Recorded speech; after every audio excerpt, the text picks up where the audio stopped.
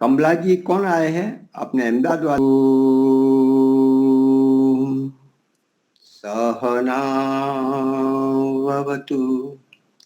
सहनौ भुनक्तु सह वीर्यं करवावहै तेजस्विना वधीतमस्तु मा विद्विषावहै। ओम शांति शांति शांति। सबको सादर नमस्ते जी। किसी को भजन लेना हो तो, कोई तैयार हो तो। मेरा क्यों करते हो तेरा मेरा, कोई न साथ में जाएगा। ओम नाम बज ले रे बंदे, अंत समय संग जाएगा। क्यों करते हो तेरा मेरा, कोई न साथ में जाएगा। ओम नाम बज ले रे बंदे, अंत समय संग जाएगा। पुण्य की गगरी खाली तेरी, पापों की गठरी भर ली। पुण्य की गगरी खाली तेरी, पापों की गठरी भर ली। छोड़ के ओम नाम को तूने, रुपयों की माला है जप ली। कर्म की लाठी होगी हाथ में, कर्म की लाठी होगी हाथ में, सब कुछ यहीं रह जाएगा। ओम नाम बज ले रे बंदे, अंत समय संग जाएगा। क्यों करते हो तेरा मेरा, कोई न साथ में जाएगा। ओम नाम बज ले रे बंदे, अंत समय संग जाएगा। मानव जीवन मिला तुझे, व्यर्थ यूं ही गवाता है। मोह माया के जंगल में तू क्यों इतना भटकाता है। मानव जीवन मिला तुझे, व्यर्थ यूं ही गवाता है। मोह माया के जंगल में तू क्यों इतना भटकाता है। अब भी वक्त संभल जा भैया, अब भी है वक्त संभल जा भैया, बाद में तू पछताएगा। ओम नाम बज ले रे बंदे, अंत समय संग जाएगा। क्यों करते हो तेरा मेरा, कोई न साथ में जाएगा। ओम नाम बज ले रे बंदे, अंत समय संग जाएगा।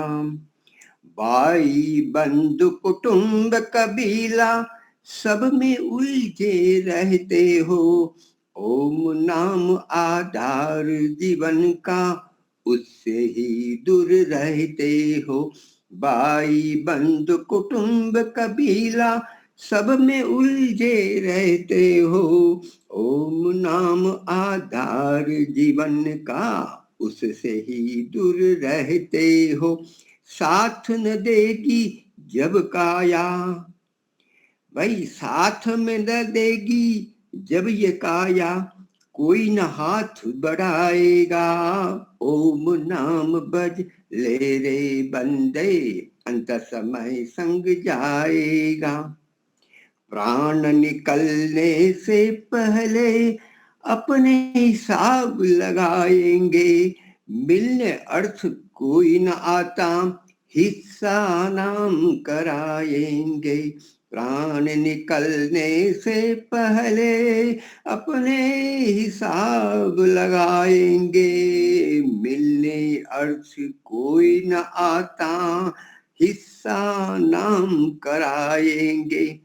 अपने ही लूटेंगे तुझको, अपने ही भाई लूटेंगे तुझको, अपने आग लगाएंगे। ओम नाम बज ले रे बंदे, अंत समय संग जाएगा। क्यों करते हो तेरा मेरा, कोई न साथ में जाएगा। ओम नाम बज ले रे बंदे, अंत समय संग जाएगा। ओम नाम बज ले रे बंदे, अंत समय संग जाए। बहुत बढ़िया, बहुत अच्छा मुनि जी। हाँ भाई, अभी लेखक में से गाने वाला बन गया हूँ। चलो, जिसमें जो मस्ती मजा आए लेना चाहिए। जो समय एक और भजन कोई ले सकते हैं, कोई नए व्यक्ति हो, मैं भी ऐसे पुराना ही हूँ, कोई नहीं आता इसलिए मैं प्रारंभ कर लेता हूँ। और कोई गाना चाहते हो? नरेश बेन जी, गाना अहमदाबाद से नरेश, यदि गाना चाहते हो। हाँ हाँ मुन्नी जी, लीजिए हमारे। रन करके मेरे मन में सुख भर आया, तेरे नाम का सुमिरन करके मेरे मन में तुम भर आया। तेरी कृपा को मैंने पाया, तेरी दया को मैंने पाया, तेरी कृपा को मैंने पाया, तेरी दया को मैंने पाया। तेरे नाम का सुमिरन करके मेरे मन में सुख भर आया। दुनिया की ठोकर खा के जब हुआ कभी भी सहारा, दुनिया की ठोकर खा के जब हुआ कभी भी सहारा, ना पाकर अपना कोई जब मैंने तुम्हें पुकारा, ना पाकर अपना कोई जब मैंने तुम्हें पुकारा। हे नाथ मेरे सिर ऊपर तूने अमृत बरसाया, हे नाथ मेरे सिर ऊपर तूने अमृत बरसाया। तेरी कृपा को मैंने पाया, तेरी दया को मैंने पाया। तू संग में था नित मेरे, ये नैना देख न पाए। तू संग में था नित मेरे, ये नैना देख न पाए। चंचल माया के रंग में ये नैन रहे उलझाए। चंचल माया के रंग में ये नैन रहे उलझाए। जितनी भी बार गिराऊं तूने पग पग मुझे उभारा, जितनी भी बार गिराऊं तूने पग पग मुझे उभारा। तेरी कृपा को मैंने पाया, तेरी दया को मैंने पाया।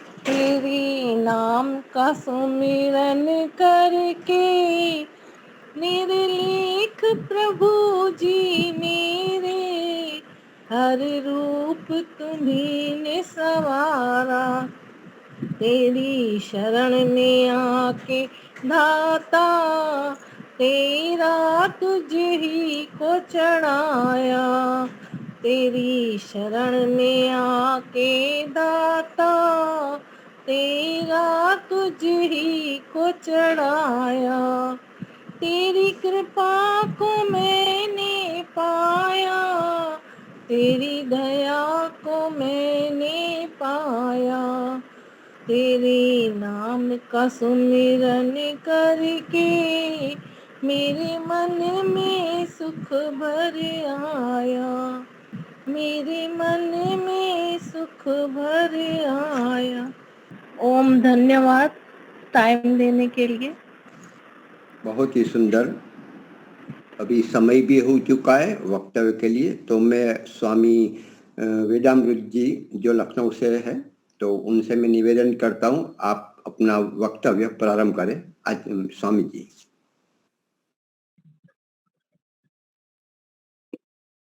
सभी से प्रार्थना है कि सब तरफ से ध्यान हटा के एक बार श्वास भर के परमात्मा के निज नाम ओम का जप करेंगे, दर्शन करेंगे, वाणी को पवित्र करेंगे।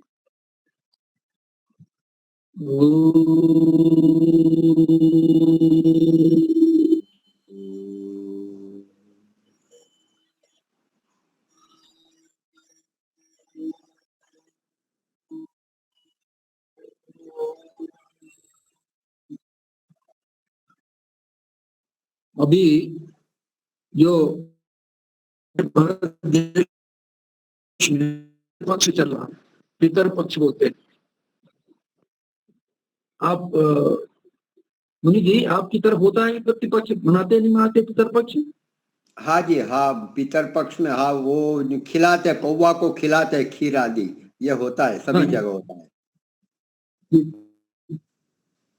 तो बड़ी भ्रांत धारणा है कि पितर वो हैं जो अब इस दुनिया में नहीं है, चले गए, जो दिवंगत हो गए उन्हें पितर मान के उनकी पसंद की चीजों को, कुछ ब्राह्मणों को, कुछ कौओं को, कुछ गायों को, कुछ इन सबको खिलाया जाता है, और ये माना जाता है कि जो कुछ इनको खिलाया जाएगा वो उनको पहुंच जाएगा जो अब इस दुनिया में नहीं है। ऐसी भ्रांत धारणा है। अब इस पितर शब्द को देखिए, जो परिभाषा है इसकी, और उस परिभाषा को कहाँ कहाँ कैसे लागू किया जा सकता है उसके संबंध में एक वेद मंत्र लेके तब उस पर चर्चा करते हैं। और वो वेद मंत्र है जो वेद के 22वें अध्याय का 14वां मंत्र, बड़ा लोकप्रिय मंत्र है।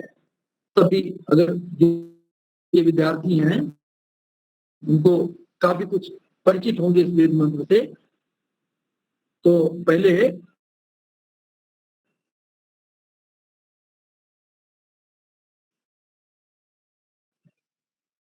इस वेद मंत्र का वाचन करेंगे थोड़ा थोड़ा करके, बोलेंगे सब लोग। ओम ओम याम मेधाने मेधानम कुरु स्वाहा।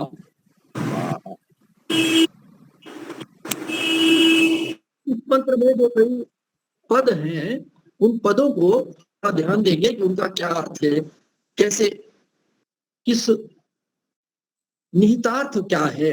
वेद मंत्र में जो शब्द प्रयुक्त हुए हैं, जो पद प्रयुक्त हुए हैं, उनका निहितार्थ क्या है देखने की कोशिश करेंगे। तो सबसे पहला शब्द है याम। याम यानी जिस। मेधाम, मेधा, मेधा यानी बुद्धि को कहते हैं, बुद्धि के एक विभाग को कहते हैं, बुद्धि के एक प्रकार को कहते हैं। मेध आशु ग्रहणे, एक धातु है मेध आशु ग्रहणे, यानी मेध यानी मेधा उसको कहते हैं जो तत्काल ग्रहण कर ले, शीघ्रता से कोई भी बात बताई जाए तत्काल ग्रहण कर ले उसको। कहेंगे ना बढ़िया आईक्यू वाला है तो तत्काल ग्रहण कर लेता है। तो ये मेधा शब्द मेध आशु ग्रहणे धातु से बनता है। तो मेधा उस बुद्धि को कहते हैं जो आपको तत्काल वस्तु का ग्रहण करा दे, बहुत ज्यादा देर समझने में ना लगे, तुरंत समझ जाए। और जो धा शब्द है वो धा धारणे से बनता है, धारण करना, यानी अगर इन दोनों को मिला दें, मेध आशु ग्रहणे और धा धारणे को, तो मेधा शब्द का क्या अर्थ हुआ? आशु ग्रहणे धारणे च, यानी तत्काल ग्रहण कर ले और उसको फिर विस्मृति भी ना हो, उसको धारण कर ले, व्यवहार में भी उतार ले। बुद्धि में स्मृति में तो हो ही जाए, याद तो हो ही जाए, और उसको फिर आदमी व्यक्ति व्यवहार में भी उतार ले। अपने रोजमर्रा के जीवन में, दैनंदिन जो जीवन है उस जीवन में उस बात को जो बताई गई उसको वो अपने जीवन में भी उतार ले, तो मेधा। अब ऐसी मेधा बुद्धि को कौन लोग बोले, इसको परिभाषा बता रहे हैं, विशेषता बता रहे हैं। कैसी मेधा बुद्धि? कैसी मेधा बुद्धि? बोले देवगण, देवगण, जितने भी देव हैं ये सब। अब ये देव कौन है? पहले भी कई बार चर्चा हो चुकी है। देवो दानाद्वा दीपनाद्वा जीवस्थानो भवती वा, ये आचार्य व्यास ने देव की परिभाषा बताई। तो देव कौन है? मैं मोटी सी बात कहता हूं भाई, देव में पहला शब्द क्या है, पहला अक्षर क्या है? दे। दे यानी जो दे, जो कुछ भी दे वो देव है। अगर ऐसे मोटा मोटा समझने की कोशिश करें तो देव वो है जो दे। क्या दे? जिसकी हमने आवश्यकता हो, वो हमारे लिए देव है। और हमने भोजन कर रखा फिर कह नहीं और खा लो, तो वो देव नहीं है। वस्त्र की आवश्यकता है तो वस्त्र दे, वो देव है।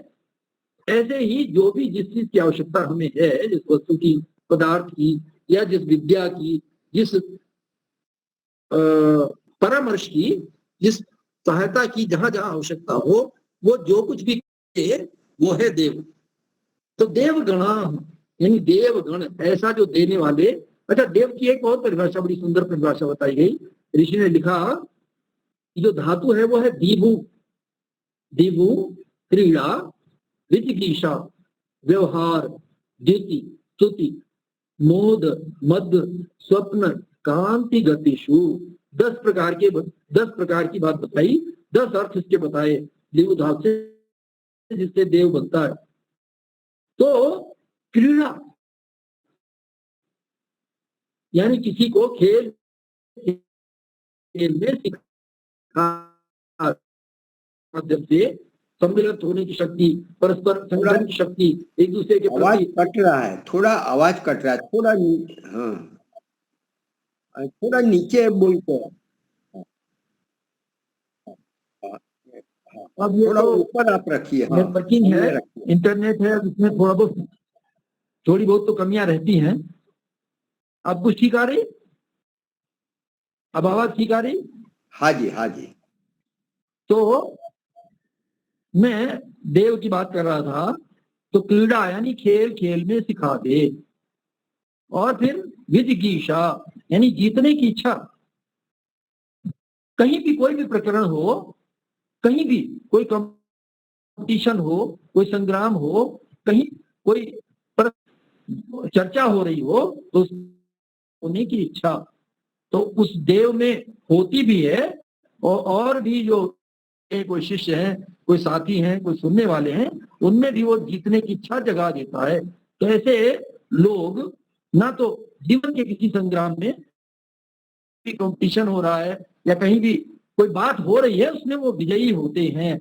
और अंत में मैं संक्षेप में उसको अंतिम ले आया हूं, क्योंकि अंत में जो मानव जीवन का लक्ष्य है मोक्ष की प्राप्ति, तो उसको भी प्राप्त कर सकते हैं, कर लेते हैं, स्वयं भी प्राप्त करते हैं और अन्यों को भी प्राप्त कराने में सक्षम होते हैं। उनमें भी दृढ़ इच्छा शक्ति जगा देते हैं कि हम निश्चित रूप से अपने मानव जीवन के चरम लक्ष्य लेंगे। ऐसी विजिगीषा, ऐसे ही एक अनेक जो अर्थ हैं उनको आप लेंगे, चर्चा करेंगे, चिंतन करेंगे। तो क्रीड़ा, विजिगीषा, व्यवहार, यह व्यवहारयति सदैव, यानी छोटों से कैसा व्यवहार करना, अपने समकक्षों से कैसे करना, अपने बड़ों से कैसे करना, गुरु से कैसे करना, माताओं से कैसे करना, कोई वृद्ध है, रोगी है, उसके साथ उसके प्रति कैसा व्यवहार करना। संसार में कहीं भी आप मार्ग में जा रहे हो तो किसको पहले रास्ता दोगे, मार्ग किसको पहले देना चाहिए, ये सारे व्यवहार, प्रत्येक प्रकार का व्यवहार जिसमें हो, और वो व्यवहार भी अपने शिष्यों को, अपने बच्चों को, अपने पुत्रों को, अपनी संतानों को सिखा सके, ऐसा व्यवहार यदि स देवः। तो दिवु क्रीड़ा विजिगीषा, व्यवहार, द्युति यानी तेज, कांति, ऐसे ऐसा तेज हो, ऐसा इंटेलेक्ट हो, ऐसा ऐसी बुद्धिमत्ता हो कि तीक्ष्णता से ग्रहण कर सके। द्युति, स्तुति, स्तुति कहते हैं तो स्तुति करें, यानी स्तुति कैसा कि अच्छा गुण कर्म स्वभाव जिनमें होगा उसकी लोग स्तुति करेंगे। स्तुति, द्युति, स्तुति, मोद, मोद यानी प्रसन्न रहना, जो स्वयं भी प्रसन्न रहे और औरों को भी प्रसन्न कर सके, प्रसन्न रहने की विद्या बता सके कैसे प्रसन्न रहना चाहिए। संसार में तो ऊंच नीच बहुत है, संघर्ष बहुत है, पर प्रसन्न कैसे रहा जाए, तो प्रसन्न रहने की विद्या बताई। अब वो जो प्रसन्न रहने की विद्या समझता हो कि कैसे प्रसन्न रहा जाए और औरों को भी वो विद्या समझा सके, औरों को भी प्रसन्न रहने की शिक्षा दे सके। मोद, मद, मद यानी मस्त रहना, मदकारियों को दंड देने का जिसका स्वभाव हो, जो नशीले पदार्थ या कोई इस तरह के लोग हों जो बड़े घमंड में फूले हों, उनको उनके घमंड को चूर कर देने की इच्छा और सक्षमता रखने वाला व्यक्ति हो, और अन्यों को भी, अपने पुत्रों को भी, अपने शिष्यों को भी वैसी विद्या सिखा सके जिसमें कोई मदकारी हो। और दूसरा उसका अर्थ है मस्त रहना, स्वयं भी मस्त रहे और अन्यों को भी, बच्चों को भी, शिक्षक अपने विद्यार्थियों को भी, शिष्यों को भी मस्त रहना सिखा सके। कि कोई व्यक्ति अगर आपके सद्गुणों का बखान कर रहा है तो भी उस प्रशंसा को भी पी जाना, और कोई व्यक्ति जो दुर्गुण आप में नहीं है और कहता है कि इस व्यक्ति में ये दुर्गुण है, ये झूठ बोलता है, ये गलत बोलता है, और आप असत्य अगर नहीं बोलते तो कोई ऐसा कहता है तो उसकी परवाह ना करना, मस्त रहना, कंधे झाड़ के। कोई दुनिया तो लोग कहने वाले हैं, कुछ भी कहेंगे, कहते रहे, पर उसकी परवाह ना करना। उसकी परवाह करने से अगर व्यक्ति अपने जीवन को, अपनी दिशा को परिवर्तित कर दे तो उसका तात्पर्य यह होता है कि आपने अपने व्यक्तित्व की दिशा किसी और के हाथ में दे रखी। वो अगर प्रशंसा करे तो आप फूल के कुप्पा हो जाएंगे, कूदने लगेंगे, और वो अगर निंदा करने लगे तो डिप्रेशन में आ जाएंगे। ये दोनों ही स्थितियां उचित नहीं है। व्यक्ति को अपना बैलेंस रखना चाहिए, दृढ़ इच्छा शक्ति, अपने पास इच्छा होनी चाहिए, और किसी भी प्रकार की, किसी की भी सकारात्मक बात से भी और नकारात्मक बात से भी हमारे व्यक्तित्व अप्रभावित रहे। ऐसा तो दिवु क्रीड़ा विजिगीषा, व्यवहार, द्युति, स्तुति, मोद, मद, स्वप्न, स्वप्न कहते हैं यह स्वापेति सदेव। स्वप्न, एक तो स्वप्न निद्रा को भी कहते हैं, अच्छी नींद आना, बढ़िया नींद आए, उसको स्वप्न की भी भाषा कहते हैं, स्वप्न यानी निद्रा।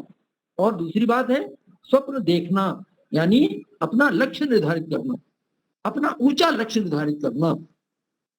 कोई भी बच्चा है, व्यक्ति को मानव जीवन का चरम लक्ष्य मोक्ष की प्राप्ति है, उससे नीचे में कंप्रोमाइज नहीं करना कि चलो कोई बात नहीं, नहीं मिला तो नहीं सही, हम धन दौलत से ही काम करा लेना। चरम लक्ष्य की तरफ अग्रसर होते रहना, लक्ष्य की प्राप्ति के लिए निरंतर प्रयत्नशील होते रहना। और ऐसा जब लक्ष्य, और लक्ष्य हमेशा ऊंचा रखना, तो बच्चा पढ़ रहा है तो वो टॉप करने का लक्ष्य रखे। ये ना लक्ष्य रखिए कि हम काम चलाओ से 50% पास मार्क्स लेके पास हो जाना। ऊंचा लक्ष्य रखिए कि मैं टॉप करूंगा, अच्छे से अच्छे मार्क्स लाऊंगा। कहीं भी कोई परीक्षा हो रही है, कोई कंपटीशन हो रहा है, तो उसमें स्वप्न हमारा जीवन का होना चाहिए कि हम जीवन में एक अच्छे मानव बनेंगे, अच्छे व्यक्ति बनेंगे, अच्छे इंसान बनेंगे, और अंत में अपने जीवन के, मानव जीवन के चरम लक्ष्य को भी प्राप्त करेंगे। ऐसा स्वप्न। तो बोध, मद, स्वप्न, कांति गतिषु। कांति, कांति कहते हैं ऐसी व्यक्ति में वैसे गुण कर्म स्वभाव हो कि उसकी सारे लोग कामना करें, सब लोग कामना करें। अगर वो अच्छी बेटी है तो जो उसको देखें, ऐसे पुत्रों वाले बड़े पुत्र हो गए, हो जाता मेरे परिवार में ऐसी आत्मा अच्छी, इतनी अच्छी आत्मा आ जाती तो बहुत अच्छा था। ऐसे ही किसी पुत्र में ऐसे गुण हो, लोग उसकी कामना करें, शिष्य में ऐसे गुण हो। और प्रत्येक प्रकार का जो व्यक्तित्व होता है, कभी समाज में भी कोई बनाते हैं, अपने पदाधिकारी बनाते हैं तो सोच के बनाते हैं वे प्रधान उसको बनाओ जिसमें गुणों का प्राधान्य हो, अच्छे गुण कर्म स्वभाव वाला हो, उसके मार्गदर्शन में संस्था चले ताकि संस्था भी उन्नत होती है। ऐसे ही प्राधान्य होने से कांति और फिर गति, गति गति था ज्ञानम गमनम प्रतिष्ठ, ज्ञान प्राप्त है और तदनुरूप गमन यानी तदनुरूप आचरण करें, इसको व्यवहार उतारे और तब क्या होगा, हमारे जीवन के लक्ष्य की, मानव जीवन के, जितनी विद्यार्थी जीवन में कोई लक्ष्य है, अच्छे नंबर लाने का, अच्छे मार्क्स लाने का, अच्छी प्रकार से विद्या को सीखने का, ये सारे लक्ष्यों को व्यक्ति क्रमशः प्राप्त होता चला जाएगा। तो इस प्रकार से देव ऐसे होते हैं, ऐसे देवगण। और फिर अगला शब्द क्या है, पितरश्च, पितरः च। पितर शब्द अभी बात में पितृपक्ष कर रहा था, इसमें थोड़ा सा जानना इसलिए आवश्यक है। पिता शब्द है, पिता शब्द है पिता, पिता का जो बहुवचन है वो है पितर, पिता पितरो पितरः, ऐसे इसका शब्द का रूप चलता है। तो पिता, पिता कौन है, बोले पाति पालयति रक्षति रक्षेत स पिता, जो पालन करता है, जो रक्षा करता है वो है पिता। अब आप विचार करिए कि जो व्यक्ति जीवित हैं, हमारे चाहे पिता हो, बड़े भाई हो, उनसे बड़े भाई हो, दादा दादी हो, नाना नानी हो, वो तो हमें पालन कर सकते हैं, वही हमारी रक्षा कर सकते हैं। आप बात में नहीं जा रहे, कोई दुष्ट मिल जाए तो कौन रक्षा करेगा आपकी, जो प्रसिद्ध है वही तो कर पाएगा, जो इस दुनिया में नहीं है वो कैसे आपकी रक्षा करेगा। हाँ, जब तक वो थे इस दुनिया में तो उन्होंने आपको सद्मार्ग सिखाया, सद विद्याएं सिखाई, वो विद्याएं आपकी रक्षा कर सकती, पर वो व्यक्ति जो दुनिया में है नहीं, वो रक्षा नहीं कर सकता। तो उसको जब तक वो जीवित था तब तक तो पितर था, और उसकी सारी इच्छाएं, सद इच्छाएं, जो उनकी कोई कामना थी, कोई काम वो करना चाहते थे और नहीं कर पाए, तो उसको आगे बढ़ाना, उसको पूर्ण करना, ये तो पुत्र का, शिष्य का दायित्व है। पर पितर हम उसी को कहेंगे जो वर्तमान में जीवित हैं, जो हमारे जन्मदाता हैं, जो हमारे पालन करता है, जो हमें शिक्षा देने वाले हैं।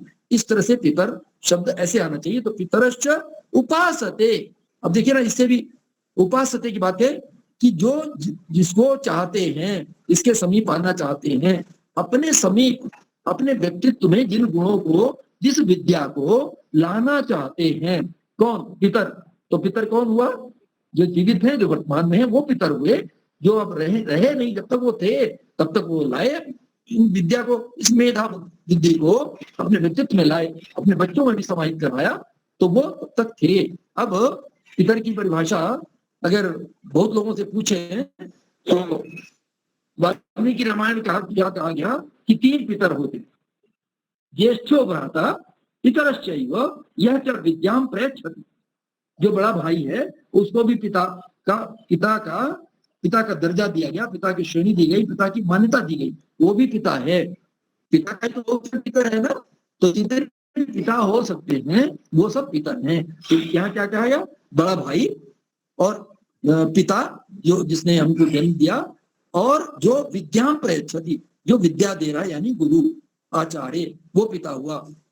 महाभारत में अनुशासन पर्व में लिखा हुआ है, तो शरीरकृत प्राणदाता, जो शरीरकृत है, शरीरकृत प्राणदाता कौन है, जो हमें जन्म देने वाला है, बायोलॉजिकल फादर जिसको कहते हैं, वो बायोलॉजिकल फादर प्राणदाता। यस्य च अन्नानि भुंजते, जो हमें अन्न देता है, यानी भोजन प्रदान करता है। और अन्न का तात्पर्य भोजन से ही नहीं है, अन्न का तात्पर्य विद्या से भी है, शक्ति से भी है, धन से भी है, ये सारे अन्न हैं। विभिन्न जितने हम अपनी इंद्रियों, ज्ञान इंद्रियों से जो कुछ भी प्राप्त करते हैं वो अधभक्षण दात से अन्न ही होता है।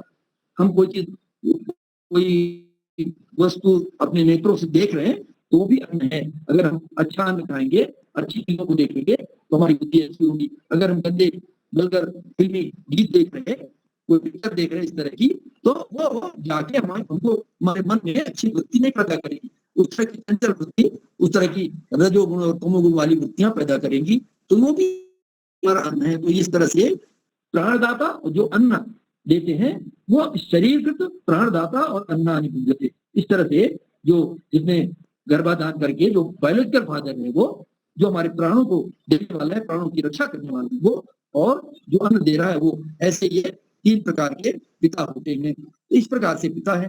अगर हम तो वो कई प्रकार के पिता बताते हैं, 5 प्रकार के पिता बताते हैं। जनिता चोपनेता च, जनिता जनिता यानी कोई बालक के फादर, चोपनेता जो वैदिक संस्कार आरंभ करता है, जो हमारे संस्कारों को देने वाला है। वैद यस्तु विद्याम प्रेक्षक, जो विद्या को देने वाला है, यानी जो गुरु हुआ। फिर अन्नदाता, जो अन्न देने वाला है। फिर भयत्राता, जो हमें भय से बचाने वाला है, किसी प्रकार से हमको अभय करने वाला है कि चिंता मत करो, मैं हूं, इसी तरह का तुमको कोई कष्ट नहीं होनेगा, किसी प्रकार का कोई तुमको कोई कष्ट दे नहीं सकता, मैं तुम्हें अभय करता हूं। तो भयत्राता पंचेते पितर स्मृतः, इस प्रकार से 5 प्रकार के पितर बताए गए। तो ये जो पितर हैं, पितरश्च उपासते, ऐसी जो मेधा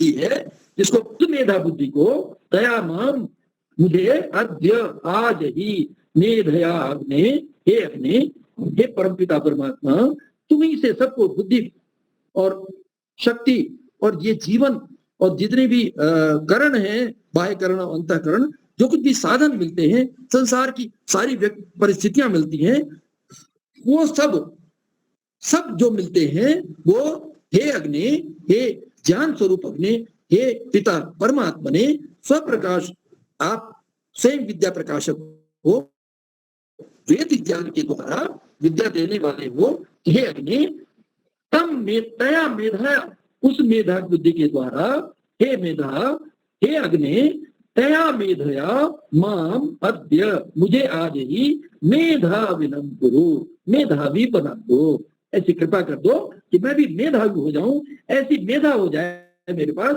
जो आशु ग्रहणे धारणे च, यानी कोई भी शिक्षा, कोई विद्या हम पढ़े तो वो शीघ्र हमारे मन में आ जाए, हमारी बुद्धि में आ जाए, कभी विस्मृत ना हो, और उसे हम अपने जीवन में भी धारण कर सकें।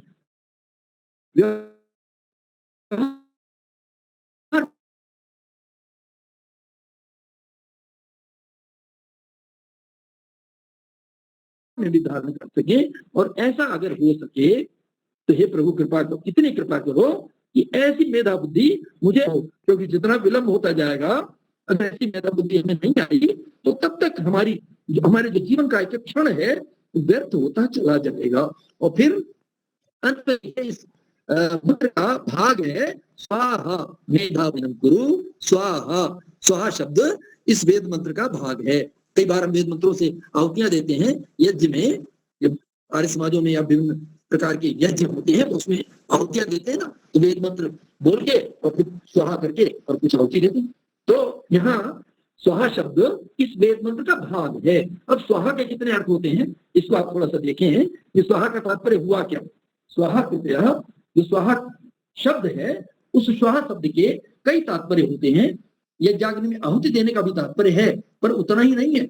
स्वाहा को क्यों कहा गया, स्वाहा के 2-3 अर्थ बताए। स्वाहा सु आहेति वा, सु आहेति वा, सु यानी अच्छा, आ यानी बोला, अच्छा बोला, अच्छी बात करी, आहेति वा, तो जो अच्छा बोल रहा है व्यक्ति, क्या कैसा बोल रहा है, कैसा बोल रहा है, बोले सुष्ठु कोमलम मधुरम कल्याणकरम प्रियम वचनम सर्वैर मनुष्यै सदा वक्तव्यम।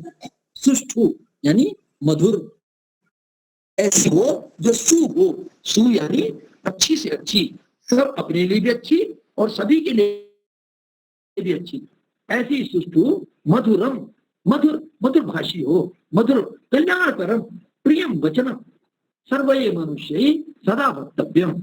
इसको कहते हैं स्वाहा। स्वाहा का तात्पर्य क्या हुआ, ऐसे मीठे वचन, मीठे और कल्याणकारी। मीठे का तात्पर्य यह नहीं कि किसी की झूठी प्रशंसा कर रहे हो ना, मीठे कल्याणकारी ऐसे वचन बोले, प्रिय और सभी के लिए प्रिय हो और सभी के लिए उपयोगी भी हो, सभी के लिए उसके जीवन को बनाने वाले हो। ऐसा जो प्रिय वचन है, ऐसा जो प्रिय वचन हम बोलते हैं उसको भी कहते हैं, क्या कहते हैं, स्वाहा। दूसरी बात अब देखिए, ये तो एक हुआ। अब दूसरी बात देखिए, स्ववागा हेतिवा, स्ववागा हेतिवा यानी जैसा हमारे ज्ञान में हो वैसा ही हम वाणी से भी बोले और वैसा ही हम शरीर से करें, यानी मनसा वाचा कर्मणा। जब हम वैसा करेंगे तो वो भी एक स्वाहा का अर्थ हुआ, स्ववागा हेतुवा। या ज्ञान मध्ये स्वकीय वाग वर्तते स यद आह तदैव वागिंद्रियेण सर्वथा वाच्यम, सर्वदा वाच्यम, सर्वथा सर्वदा सदैव तदनुरूप ही वाच्यम। कैसे? जो हमारे ध्यान में हो। एक वो श्लोक आता है ना, मनस्येकम वचस्येकम कर्मण्येकम महात्मना, और इसका विपरीत कैसे है? मनस्यन्यत वचस्यन्यत कर्मण्यन्यत दुरात्मना। तो ऐसे ये स्वाहा का एक ये भी अर्थ हुआ कि जैसा हमारे ध्यान में है वैसा ही हम वचन से भी बोले और वैसा ही हम अपने जीवन में वैसा ही करें। फिर कितनी बढ़िया बात कही जाती है, स्वम प्राहेतिवा।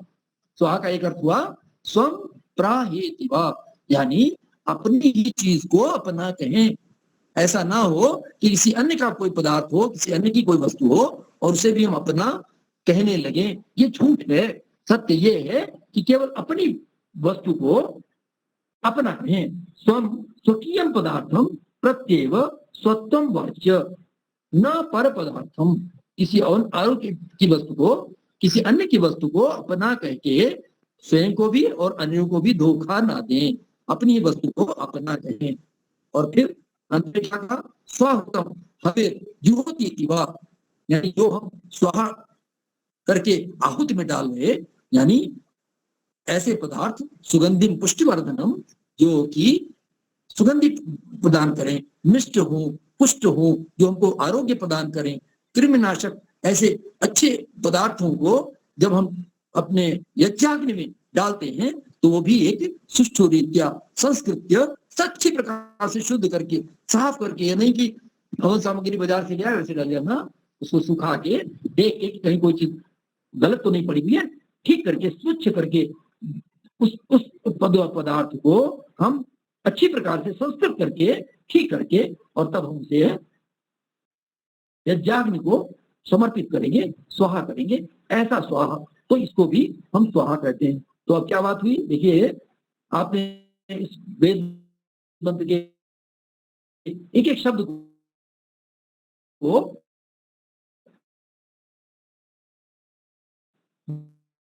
देख लिया, जिसकी चाहना है, जिसकी मेधा बुद्धि की, उस मेधा बुद्धि को जो तत्काल विद्या को तत्काल ग्रहण कर ले और उसे धारण भी किए रहे, उसे भूले ना। ऐसी विद्या को हम परमात्मा से प्रार्थना कर रहे, हे प्रभु ऐसी कृपा करो कि जो देवगण हैं, यानी जो कुछ देने वाले हैं, देने की शक्ति जिनमें होगी, सामर्थ्य जिसमें होगा वही तो देगा। तो ऐसा ऐसी मेधा बुद्धि को हमें भी समाहित कर दो कि हम भी देव बन सके। जो देवगण करते हैं मेधा बुद्धि को, हमें भी उस मेधा बुद्धि को दे दो ताकि हम भी देव बन सके। आज तो हम बच्चे हैं, बड़े होते होते विद्या देने लायक हो जाएं। कल को हम कुछ अर्थार्जन कर रहे, कमा रहे, धनार्जन कर रहे, स्वास्थ्य के संबंध में लोगों को शिक्षा दे सकें, लोगों को धन दे सकें, लोगों को अन्न दे सकें, भोजन दे सकें, वस्त्र दे सकें, जहां हो सके आवश्यकता अनुसार उनको परामर्श दे सकें, उनकी जो भी आवश्यकताएं हैं उसकी पूर्ति हम भी कर सकें। देव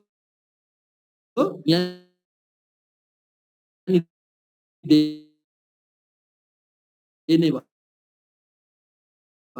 हम भी बन सके। तो देव बनने के लिए हम, हे प्रभु आपसे हम अपने स्वार्थ के लिए मेधा बुद्धि नहीं मांग रहे, हम आपसे मेधा बुद्धि इसलिए मांग रहे हैं ताकि हम भी देव बन सकें। और जब हम पितर बने, पितर यानी जब हम सीनियर हो जाएं, वरिष्ठ हो गए, हमारे भी शिष्य हो जाएं, हमारे भी पुत्र हो जाएं, तो उनको भी हम ऐसी शिक्षा दे सकें जो कि देव दे सकते हैं, पितर दे सकते हैं। पितर यानी जो अन्न देने वाला है, जो रक्षा करने वाला है, जो प्राण देने वाला है, जो शिक्षा देने वाला है, जो मार्गदर्शन करने वाला है, जितनी प्रकार की विद्या हो सकती है, जैसे जो अभी देवगण की बात हो रही है ना, क्रीड़ा विद्या, सब गुण हम में भी आ सके, ऐसी मेधा बुद्धि प्रभु कृपा करके प्रदान कर दो कि हम भी देव बन सके, हम भी पितर बन सके और देव बनने की सार्थकता निभा सके, पितर बनने की सार्थकता निभा सके, अपने पुत्रों को, अपने शिष्यों को, अपने जो अनुज हैं उन सबको हम शिक्षा देते हुए, विद्या देते हुए, मार्गदर्शन करते हुए वो कैसे जीवन जिए, हम वैसे जीवन, वैसा जीवन हम स्वयं जी के एक उदाहरण उनके समक्ष प्रस्तुत कर सके, ताकि वो भी तदनुसार शिक्षा लेके देव बन के, पितर बन के और लोगों की, बच्चों की, छोटों की, अपने से जो कनिष्ठ हैं, अपने से कम जो शिक्षित हैं, उनको शिक्षा दे सकें, उनको विद्या दे सकें, उनकी रक्षा कर सकें, उनका मार्गदर्शन कर सकें। इस प्रकार के गुण हम सबको भी प्राप्त हो जाएं, कल को हम पितर बने, देव बन सकें। और हे प्रभु, आपकी जो वेद विद्या है उसका प्रचार प्रसार करते हुए पूरे संसार में, पूरे विश्व में देवत्व का प्रचार प्रसार करें। हर व्यक्ति के मध्य में अपनी उन्नति से संतुष्ट न रहना, किंतु सबकी उन्नति में अपनी उन्नति समझना। इस प्रकार से हम स्वयं उन्नत होते रहें और समुन्नत होते हुए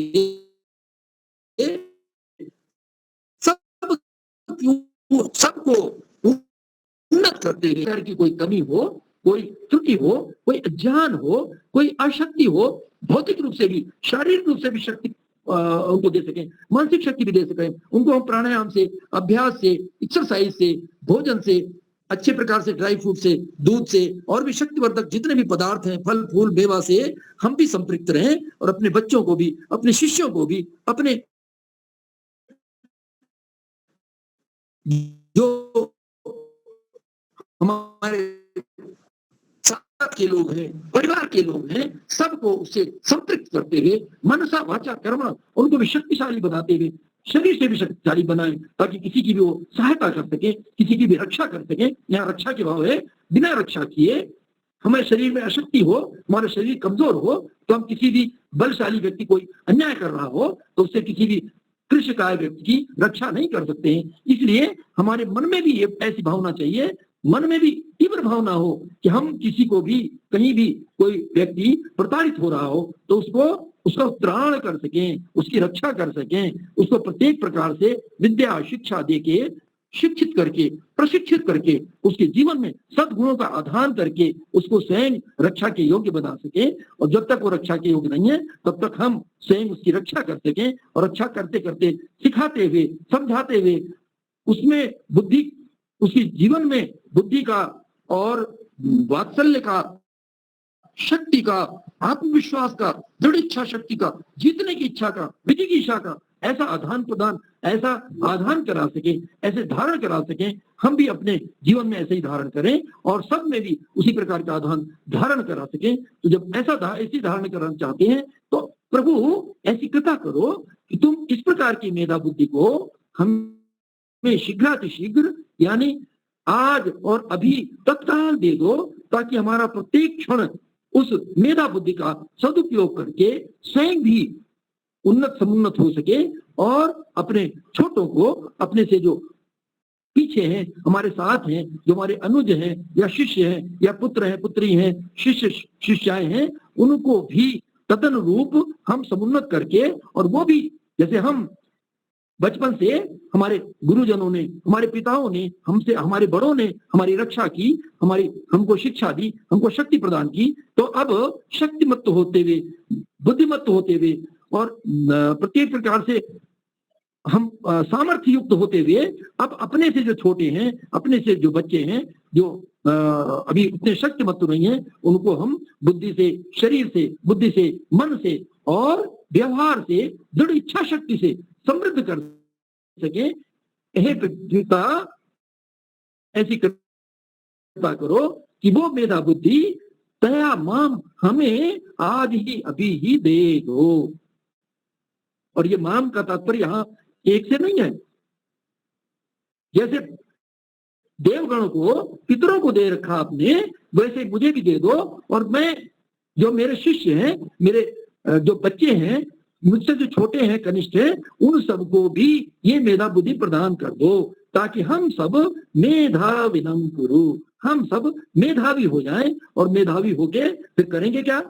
सबकी रक्षा करेंगे, सबको विद्वान बनाएंगे, सबको मनसा वाचा कर्मणा योग्य बनाएंगे, सुयोग्य बनाएंगे, शक्तिशाली बनाएंगे, बुद्धिशाली बनाएंगे, ज्ञानवान बनाएंगे, ज्ञान से युक्त बनाएंगे। और इस प्रकार से प्रत्येक प्रकार से संपृक्त होके हम भी संपृक्त रहें। आगे हमारे बच्चे, हमारे अनुज और हमारे जो शिष्य हैं वो सब भी उन सबको भी ऐसा हम संपृक्त करा सकें, उन सबको भी उसी प्रकार की मेधा बुद्धि जो आशु ग्रहणे धारणे च तत्काल ग्रहण कर ले और उसको धारण कर सके, उसको व्यवहार में भी ला सके। ऐसी बुद्धि से हे प्रभु परमात्मा हम सबको, यानी पूरे विश्व में जितने भी लोग हैं, जो भी सद्वृत्तियों के प्रचार प्रसार में जुड़े हुए हैं, जितने भी सच्चे लोग हैं, उन सबको इस मेधा बुद्धि से युक्त कर दो, ताकि ये पूरा संसार ऐसा हो जाए कि सारे मेधावी रहें, सारे लोग एक दूसरे की रक्षा करने वाले हों, एक दूसरे को शिक्षा देने वाले हों, एक समर्पण से, साथ से, भाव से और संगच्छद्वम संवदद्वम संभो मनांस जानताम, इस भावना के साथ सर्वे भवन्तु सुखिनः सर्वे सन्तु निरामया सर्वे भद्राणि पश्यन्तु मां कश्चित् दुःख भाग भवेत्। ऐसा हो जाए। हे प्रभु, ये तुम्हारी जो पूरा विश्व है ये तुम्हारा ही बनाया हुआ है, हम सब तुम्हारे बच्चे हैं, हम सबको उसी प्रकार से मेधावी कर दो, मेधावी बना दो। ऐसी मेधा बुद्धि को हमें प्रदान कर दो, जो मेधा बुद्धि देवगण और पितर जिससे मेधावी हुए, जिससे अच्छे हुए, समुन्नत हुए और अपने जीवन के मार्ग पर अग्रसर हुए, उन्होंने अपने जीवन में प्रत्येक प्रकार से अष्टांग योग की साधना करते हुए धारणा ध्यान समाधि के माध्यम से उन्होंने सारे पदार्थों का, सूक्ष्म पदार्थों का भी साक्षात्कार किया, आत्म साक्षात्कार किया और परमात्मा साक्षात्कार भी किया। तो हमें भी ऐसी बुद्धि दे दो ताकि अष्टांग योग की साधना करके यम नियम आसन प्राणायाम प्रत्याहार धारणा ध्यान समाधि इन सब की साधना करके हम अपने जीवन को समुन्नत कर सकें और इसी जन्म में हम मोक्ष को प्राप्त कर सकें, तुम्हारी अमृतमयी गोद में आने के लिए सक्षम हो सके, उसके पात्र बन सके। ऐसी कृपा करो हे प्रभु, ताकि ये पूरा तुम्हारा सारा संसार ऐसा प्राण में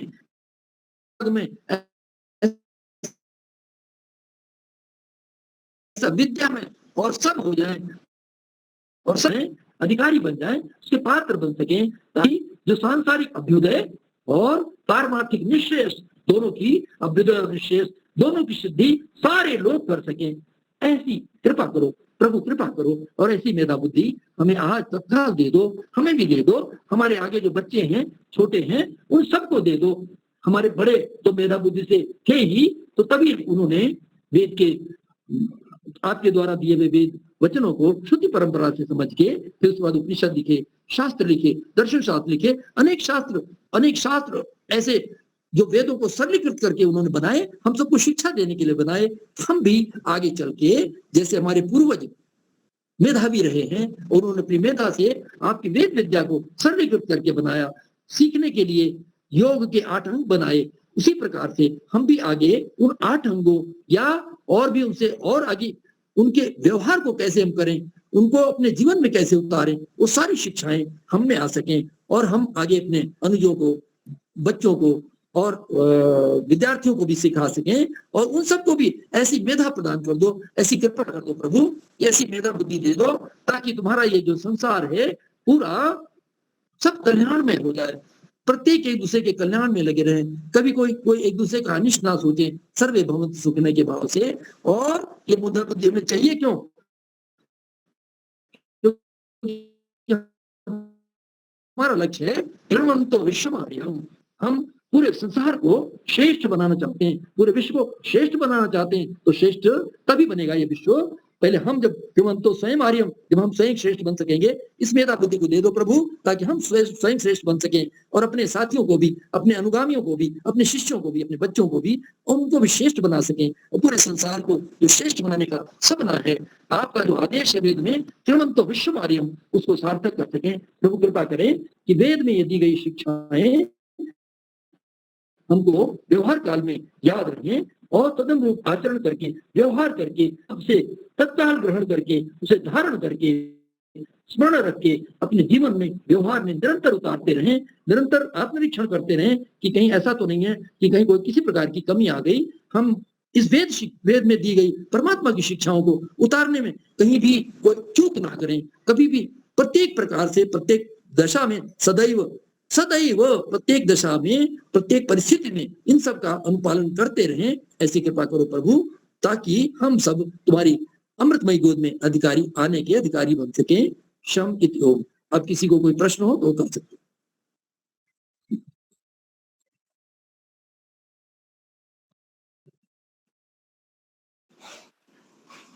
नहीं, बहुत सुंदर आपका वक्तव्य रहा। ओम याम मे राम देवगणः पितरस्सोपासते तया मामद्य मेदि अग्ने मेधा विनम कुरु।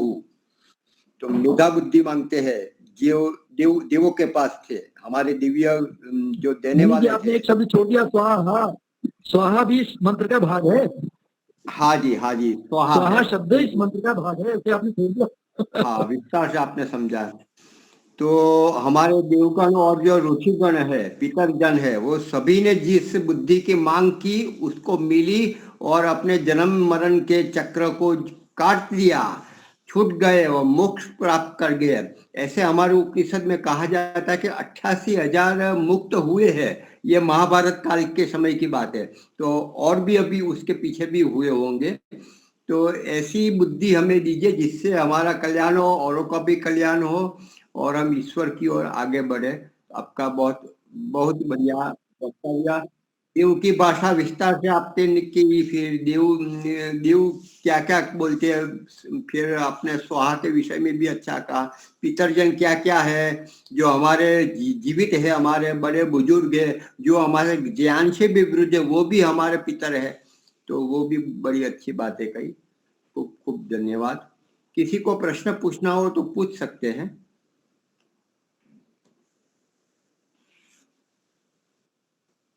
अपनी कल हमारे हेलो, नमस्ते स्वामी जी। मेधा बुद्धि बढ़ाने के लिए क्या उपाय है जी? हाँ जी, बुद्धि को बढ़ाने के लिए उपाय क्या है, उसका उपाय क्या है? आवाज आपकी स्पष्ट नहीं हुई। क्या उपाय?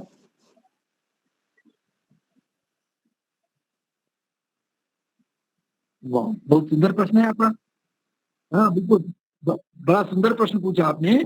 मेधा बुद्धि बढ़ाने का उपाय तो कहते जैसा खाए अन्न वैसा बने मन। आप जब सात्विक रूप से अन्न खाएंगे, सात्विक भोजन केवल खाने के लिए नहीं है। मैंने पीछे चर्चा की थी कि जितने भी इंद्रियों से, ज्ञान इंद्रियों से हम जो भी ग्रहण करते हैं वो सब अन्न है। अब अगर हम बैठ के, हमने एक जरा सा उदाहरण दिया था कि अगर हम भद्दे वल्गर और सेक्सी चित्र बैठ के देखते रहेंगे तो चाहे जितनी अच्छी बुद्धि हो, मेधा बुद्धि नहीं बनेगी। तो उनमें उस तरह की बुद्धि आ जाती है, दुर्बुद्धि आ जाती है, अपने को शरीर समझने लगते हैं। हमें वो बुद्धि चाहिए, हम अपने को निरंतर समझें कि हम शरीर नहीं हैं। जब हम अपने को समझने लगेंगे कि हम शरीर नहीं है, परमात्मा आए दिन जब कोई देहांत होता है, अभी हमारे, मैं वानप्रस्थ आश्रम हरिद्वार में हूँ और यहाँ की एक माता जी थी, माता कौशिक जी, वो उनका कल देहांत हो गया। तो देह तो है यहाँ पर वो कहने वो बड़ी अच्छी माता जी थी, चली गई। वो है, बोले ये है, तो बोले नहीं ये तो शरीर है, मिट्टी है, वो तो गई। तो हमें पता होना चाहिए कि हम ये शरीर नहीं है, शरीर हमको साधन के रूप में मिला। अगर हम ये विचार करते रहेंगे, निरंतर चिंतन करते रहेंगे, भोजन मैंने बताया ना, केवल अन्न ही नहीं, जो देखने की वस्तु, जो पढ़ने की वस्तु, आप क्या पढ़ रहे हैं, क्या सोच रहे हैं, क्या विचार कर रहे हैं, कैसे लोगों के साथ में रह रहे हैं।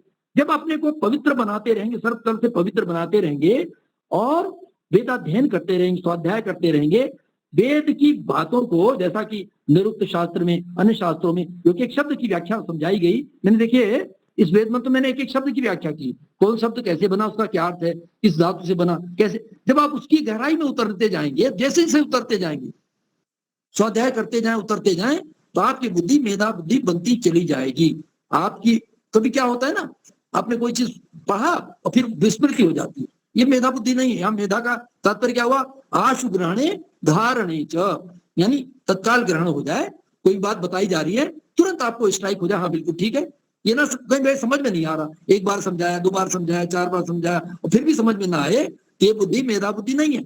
तो ये तो परमात्मा से प्रार्थना की जाती है, परमात्मा ऐसी मेधा बुद्धि हमें दे। पर परमात्मा जब तक हम तदनुरूप व्यवहार नहीं करेंगे, तदनुरूप आचरण नहीं करेंगे, पुरुषार्थ नहीं करेंगे, तो हमारी बुद्धि मेधा बुद्धि कैसे बनेगी? परमात्मा ने मेधा बुद्धि दे दी और हम किससे कहानियां पढ़ रहे, हम वेद का ज्ञान नहीं पढ़ रहे, उपनिषद नहीं पढ़ रहे, दर्शन नहीं पढ़ रहे। जो विद्या हमको एक कहा जाता है सा विद्या या विमुक्त, जो हमें मोक्ष की तरफ ले जाए, वो विद्या है, बाकी विद्या नहीं है।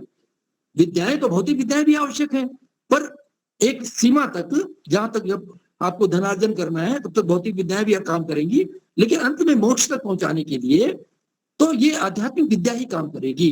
तो हमें अध्यात्म विद्या की तरफ अपने बच्चों को भी बचपन से अग्रसर करना चाहिए।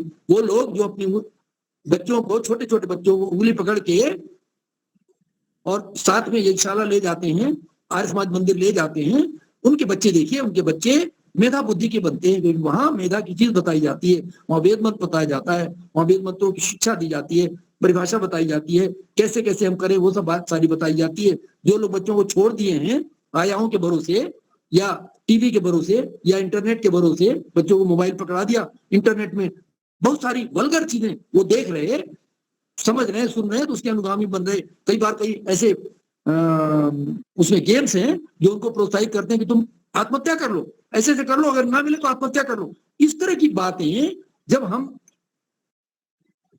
बच्चों में और लोगों में इस तरह की शिक्षा दे रहे, तो मेधा बुद्धि कैसे बनेगी? मेधा बुद्धि देने के लिए सत्संग में ले जाना पड़ेगा, उनकी भावनाओं को, उनके व्यक्तित्व को कैसे संवारा जाए, उनमें भौतिक शक्ति कैसे आए, वो शक्ति का अपव्यय ना करें, किसी कुरीतियों में, किसी प्रकार के कुसंग में पड़ के कोई अन्यथा दुर्गुण उनमें, उनके व्यक्तित्व में ना आ जाए। ऐसा करते रहेंगे तो धीरे धीरे धीरे अपने से भी दुर्गुण हटाएं, अपने बच्चों से भी हटाएं, तो तब ये मेधा बुद्धि प्राप्त करने का, मेधा बुद्धि को और बढ़ाने का ये तरीका है। परमात्मा से प्राप्त करना है, प्रार्थना है, वो तो दे ही, पर हम पुरुषार्थ करें कि कहीं कोई जो विकृति है, उन विकृतियों को सुधार के हम संस्कृति में करें। जब हम संस्कार कहते हैं ना, जो 16 संस्कार हैं, वो संस्कार हमारे जीवन में इसलिए बनाए गए हैं ताकि जन्मना जायते शूद्र संस्कारा द्विजुच्यते। जन्म से तो सब अज्ञानी पैदा होते हैं, शूद्र का तात्पर्य अज्ञानी, सारे अज्ञानी पैदा होते हैं, पर धीरे धीरे जैसा संस्कार दिया जाता है, जैसी शिक्षा दी जाती है, जैसी दीक्षा दी जाती है, तो धीरे धीरे धीरे व्यक्ति उस अज्ञान को छोड़कर ज्ञानवान हो जाता है, उस अविद्या को छोड़ के विद्यावान हो जाता है, उस स्वार्थीपन को छोड़ के वो परमार्थी हो जाता है, वो अपने तक सीमित ना रह के परोपकार करने में इच्छुक हो जाता है। तो वहां बताया जाता है ना कि 10% अपने आय का दान करो, लोगों को दान करो। और जहां ये कहा गया कि वेद मंत्र में आता है ना, तेन त्यक्तेन भुंजी था, यानी त्याग पूर्वक भोग करो। भोग से पहले त्याग की बात बताई जाती है, दान देने की बात बताई जाती है। जब ये भावना पनपेगी तो यही तो है मेधा बुद्धि। आप देखिए ना, मेधा बुद्धि यही सब चीजें हैं जिसमें हम सबको अपना समझें, सबकी आवश्यकताओं को अपनी आवश्यकता समझें, अपनी आवश्यकताओं की पूर्ति से पहले दान की भावना रखें। पहले हम दे के जो यज्ञ शेष है उसका भोजन करेंगे, उसको अपने व्यवहार में लाएंगे, उसको अपनी सेवा में लाएंगे। इस तरह की जब हम सत्संगों में जाते रहेंगे, अच्छे अच्छे विद्वानों के सत्संग करेंगे, अच्छे जो मेधावी लोग हैं, जो साधु प्रवृत्ति के लोग हैं, जो सज्जन हैं, जिन्होंने अपना जीवन संसार की परमार्थ लगा रखा है, उनके साथ सत्संग करेंगे तो धीरे धीरे हमारी बुद्धि मेधावी होती चली जाएगी। बहुत तो भी पूछ सकते हैं। बहुत ही बढ़िया। आपको पुनः कभी याद